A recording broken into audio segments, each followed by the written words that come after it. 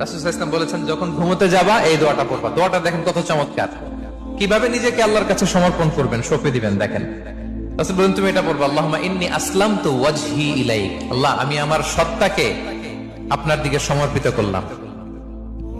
ওয়া ফাওয়াদতু আমরি ইলাইক, আল্লাহ আমি আমার সব কাজকে আপনার কাছে সুপর্দ করলাম। ওয়া আলজাতু যাহরি ইলাইক, আল্লাহ আমার পিঠকে আমি আপনার কাছে আশ্রয় রাখলাম। সুবহানাল্লাহ পড়বেন না? আমরা যখন ঘুমাই আমাদের পিঠটা বিছানার মধ্যে লাগাই না? আল্লাহ আমার সত্তাকে আপনার কাছে আমি সমর্পিত করলাম, আল্লাহ আমার সব কাজকে আপনার কাছে আমি সঁপে দিলাম, আল্লাহ আমার পিঠটাকে আপনার কাছে আমি আমানত রাখলাম। লা মালজা ওয়ালা মানজা মিনকা ইল্লা ইলাইক, আল্লাহ আপনি ছাড়া আশ্রয় দেওয়ার কেউ নাই, আল্লাহ আপনি ছাড়া আমাদের মুক্তি দেওয়ার কেউ নাই। আল্লাহ আপনি যে রাসূল পাঠিয়েছেন সে রাসূলের প্রতি আমি ঈমান আনলাম। আল্লাহ যে কিতাব আপনি আসমান থেকে পাঠিয়েছেন ওই কিতাবের উপর আমি ঈমান আনলাম। সুবহানাল্লাহ পড়েন।